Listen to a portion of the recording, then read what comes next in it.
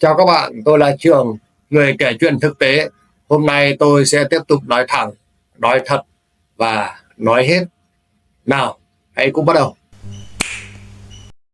Trong giới công nghệ, người ta thường nhắc đến các kỹ sư phần mềm với mức lương nghìn đô, nhưng có một ngách khác với tiềm năng thu nhập khủng khiếp mà không phải ai cũng biết. Đó là tech sale. Trong lĩnh vực tech sale, bạn chủ yếu thực hiện các giao dịch B2B, business to business, tức là bán hàng cho các doanh nghiệp khác, thay vì bán cho cá nhân B2C, business to customer.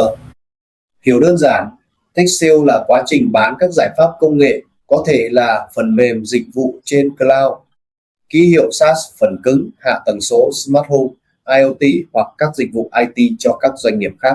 Trong ngành này, bạn không chỉ là người bán hàng, bạn là một chuyên gia tư vấn giải pháp.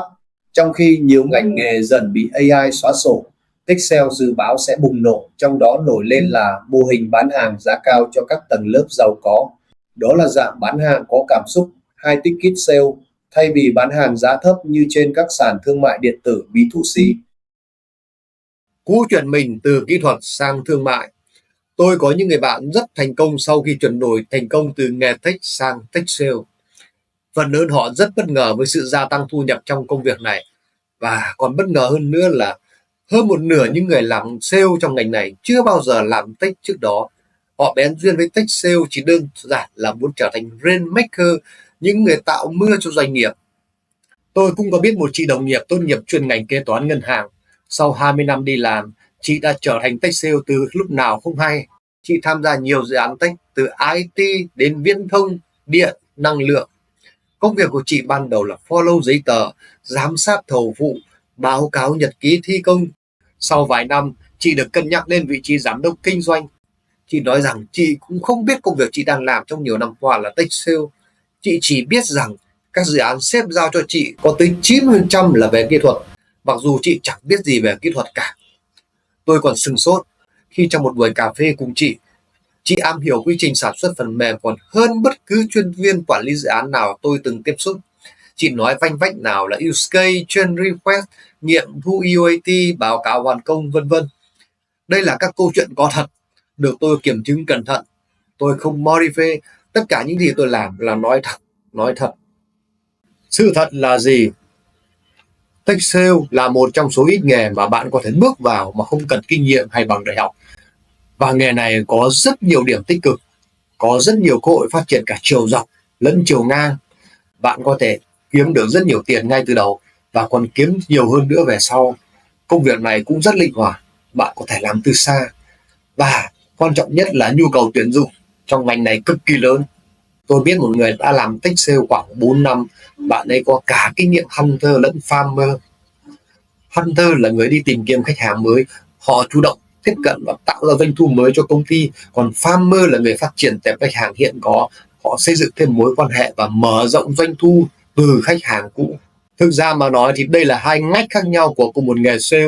Tuy nhiên, nhờ có tư duy giải quyết vấn đề tốt và áp dụng công nghệ vào kinh doanh rất hiệu quả, nên người bạn này đã biết cách sắp xếp thời gian hợp lý để có thể phối hợp với nhiều team mà vẫn hoàn thành công việc.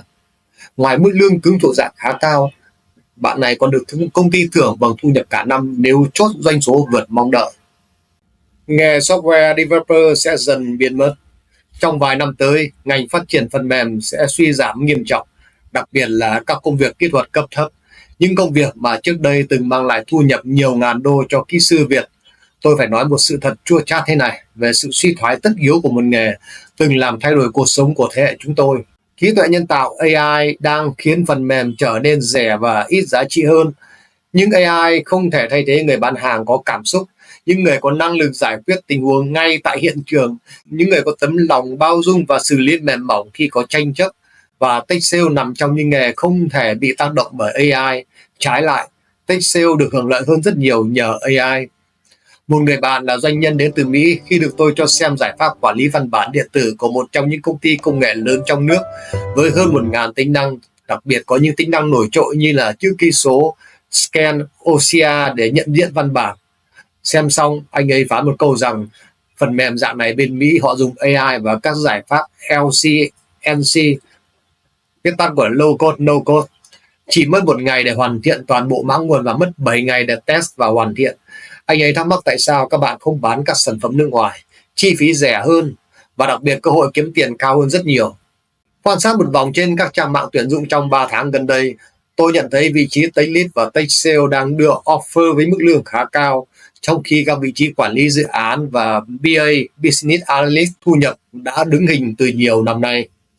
Theo tôi, software developer sẽ giảm mạnh nhu cầu, nhường chỗ cho các vai trò ở các tầng cao hơn là software integrator, BA Business Analyst và Tech Sale.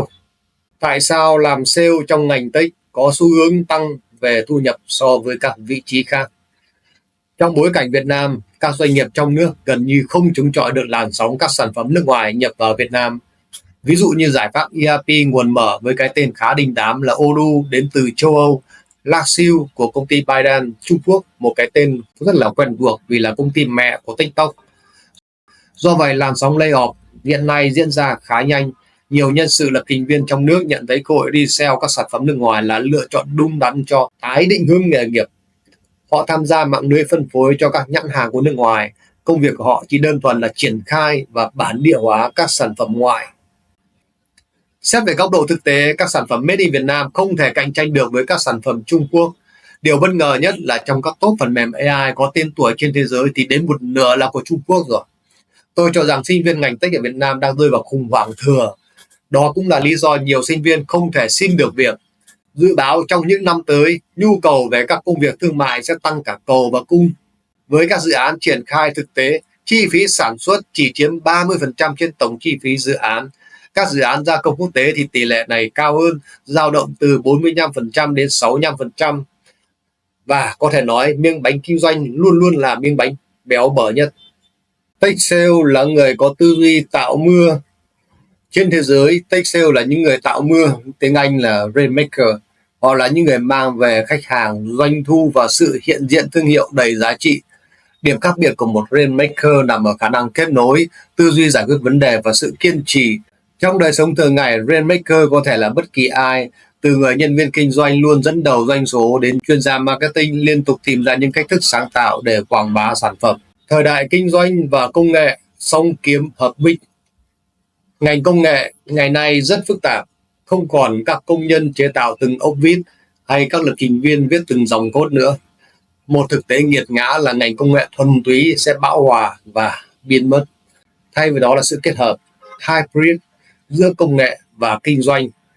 Các doanh nghiệp Việt không ưu tiên sản xuất thuần túy mà sẽ trở thành các doanh nghiệp tích hợp, integrator. Họ không bán sản phẩm, cũng không sản xuất ra sản phẩm, mà họ sẽ bán giải pháp.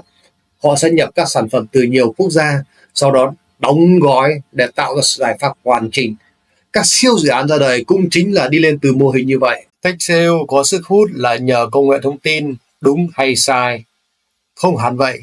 Tech sale là bán giải pháp dựa trên nền tảng công nghệ. Nó không bó hẹp trong lĩnh vực IT theo cách hiểu truyền thống, mà bao quát mọi lĩnh vực đang được số hóa.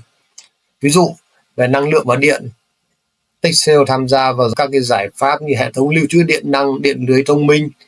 Thứ hai là Smart Home và IoT, bao gồm các giải pháp như nhà thông minh, cảm biến công nghiệp tự động hóa. Thứ ba là hạ tầng số, bao gồm cloud, bảo mật và các thiết bị phần cứng hỗ trợ vận hành. Khác với việc bán một chiếc điện thoại hay một chiếc ô tô cho cá nhân theo mô hình B2C, thì Tech sale tập trung vào mô hình B2B. Vậy tại sao ngành này lại hấp dẫn? Thứ nhất là độ phủ cực rộng.